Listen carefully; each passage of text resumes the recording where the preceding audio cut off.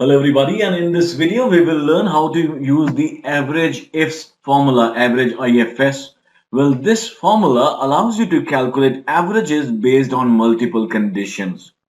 Like in this example, we have the names of the sellers mentioned over here and the products they are selling over here and the quantities that they have sold on specific dates. All right.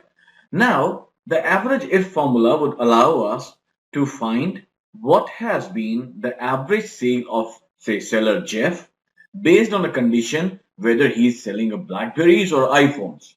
So these are two conditions that we are catering. With the average IFS formula, you can cater multiple conditions.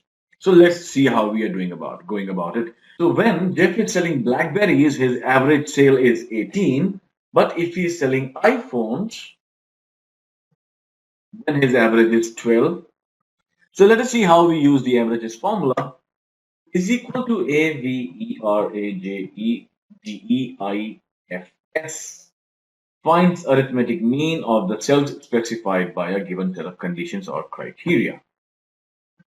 So the average range, this is the one where the quantity is mentioned. We need to select that first of all. And then criteria range 1, let's select the name range, comma, and it says criteria 1. Now you can either hard code the criteria in, or like what I do, use it in reference. So I choose this cell where the name is mentioned. I can put in any name and the result will differ. Now it's asking me for range 2, criteria range 2, comma, and the criteria for this is mentioned over here. I close the bracket. I can go up to actually 256 conditions.